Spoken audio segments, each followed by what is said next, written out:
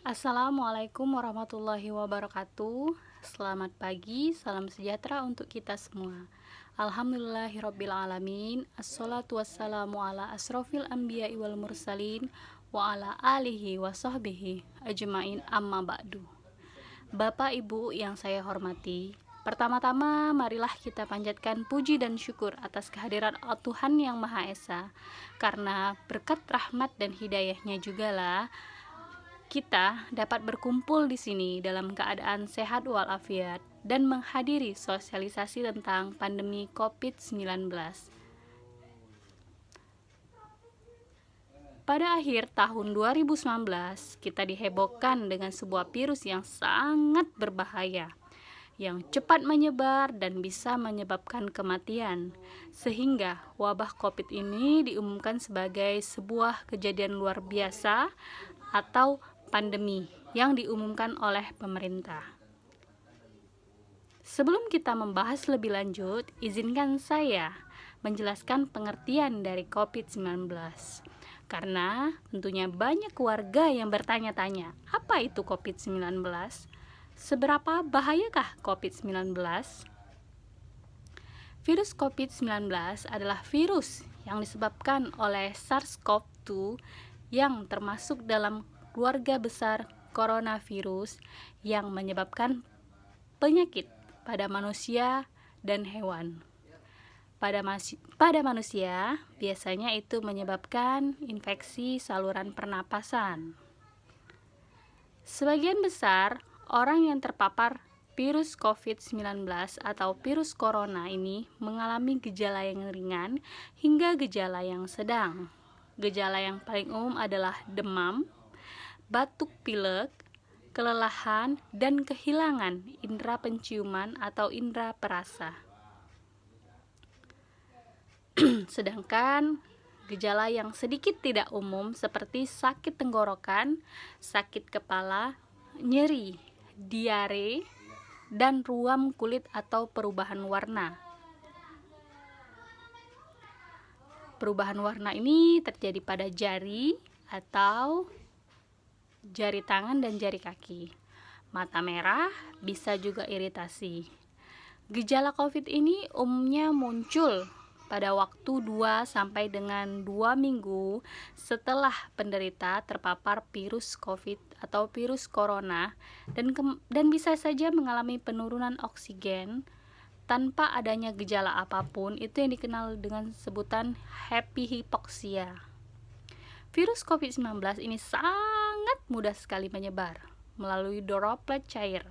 Misal, ketika seseorang batuk atau bersin, maka partikel virus tersebut akan menyebar melalui mulut atau hidung, yang kemudian akan meninggalkan partikel di permukaan tertentu, kemudian disentuh oleh orang yang sehat, maka secara tidak langsung orang yang sehat tersebut terkena atau terinfeksi virus corona. Dampak virus corona sendiri itu bagi yang terkena, walaupun belum sembuh, tapi akan meninggalkan seperti bercak pada paru-parunya, mudah lelah, dan jika sistem imun tubuh tidak dapat melawannya atau sangat lemah, maka bisa menyebabkan kematian.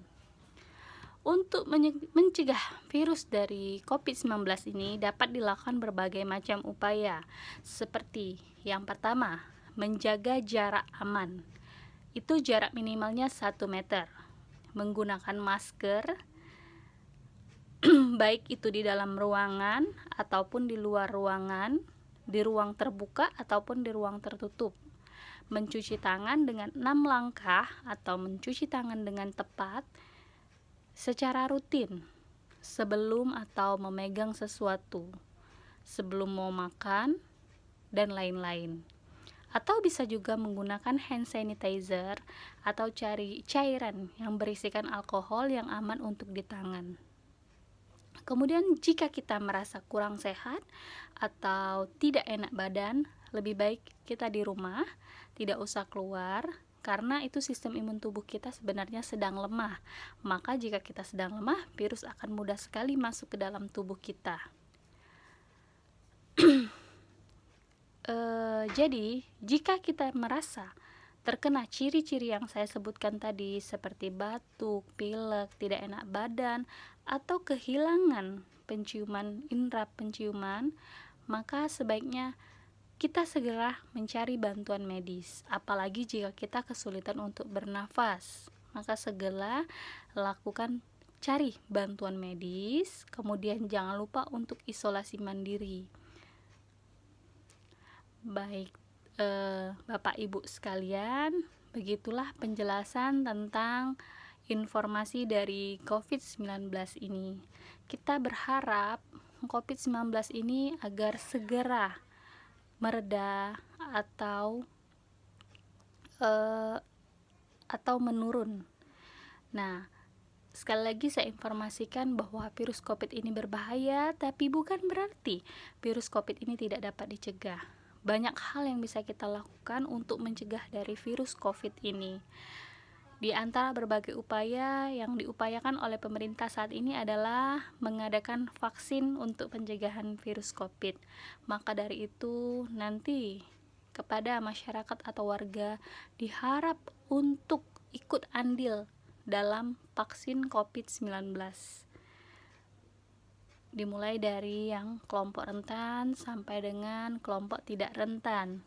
Jadi marilah kita bersama-sama untuk membantu pemerintah mencegah dari virus COVID-19. Demikian uraian yang dapat saya sampaikan. Semoga informasi tentang virus COVID-19 ini dapat bermanfaat bagi kita semua. Mohon maaf apabila dalam penyampaian ini ada kekurangan serta kesalahan. Kepada Allah saya mohon ampun. Saya akhiri sosialisasi pada pagi hari ini dengan bersama-sama melapaskan hamdalah. Alhamdulillah. Saya akhiri dengan wabillahi taufik wal hidayah. Wassalamualaikum warahmatullahi wabarakatuh.